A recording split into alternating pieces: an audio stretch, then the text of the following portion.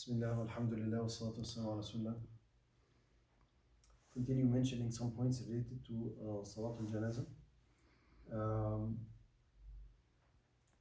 Salat-ul-janazah is prayed once by a person and not repeated.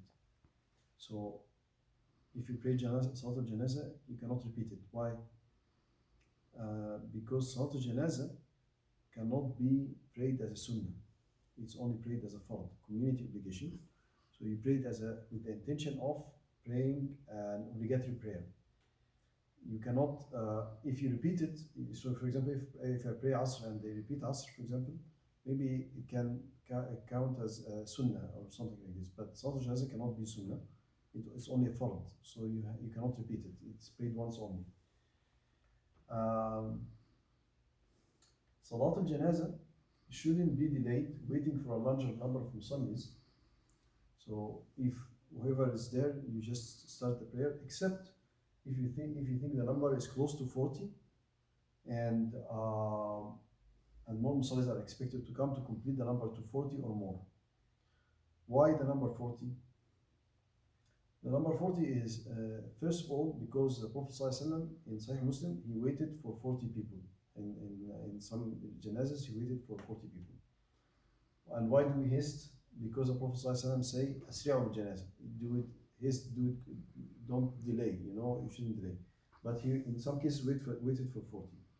Now, what is the wisdom behind the number 40? I'm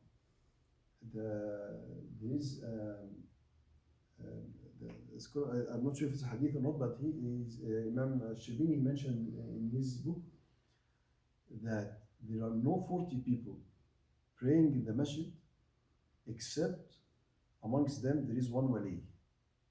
There's no 40 people that is praying in a masjid except amongst them there is at least one wali. So this is something that is a bushra, it's a glad tidings, inshallah. If you have 40 people praying, inshallah, we have amongst us one wali. Also wali is somebody that is close to Allah, that his dua is accepted, that is, a supporter of Allah and his religion, and he has a special status with Allah. So if 40 people are praying in the masjid, inshallah, amongst them there is one wali. We ask Allah to make us all awliya, inshallah. Salat al-Janazah is prayed on a Muslim that committed suicide. So a Muslim that commits suicide, committing suicide is a major sin, and there is a very big warning against that, and it's something that the Prophet ﷺ, he says in the hadith that whoever committed suicide in a certain way, he's punished by having the pain of suicide over and over again with the same way that he committed suicide. So it's a major sin, and it's punished severely in the hereafter. But yet that doesn't take the person out of Islam, and therefore he is prayed. We pray janazah on the person who committed suicide, and he or she is washed and buried with the Muslims. He or she is washed and buried with the Muslims, and after they are cleansed, after they get this punishment, eventually, inshallah, if they are Muslims, they will come out of hellfire and they will go to Jannah if they died on Islam. But it's definitely a major sin. Points related to burial. Burial in the graveyard is better. So if there is a graveyard, it is better. And specifically, they say, he says in the book, the Muslim graveyard. So the graveyard that's specified for Muslims, and is not also the people of bid'ah, the people that has innovations. As Sunnis, we consider the Shia has innovations, for example, so we shouldn't be buried with the Shia. It has to be a Sunni maqbara, Sunni graveyard, and he says actually if the graveyard is specifically for disbelievers, then Muslims should not be buried in the disbelievers' graveyard. It's haram. It's not allowed. And then the description of the graveyard is I'm not sure, but I asked Sheikh Naif about, for example, the ICCD graveyard, the graveyard in front of ICCD.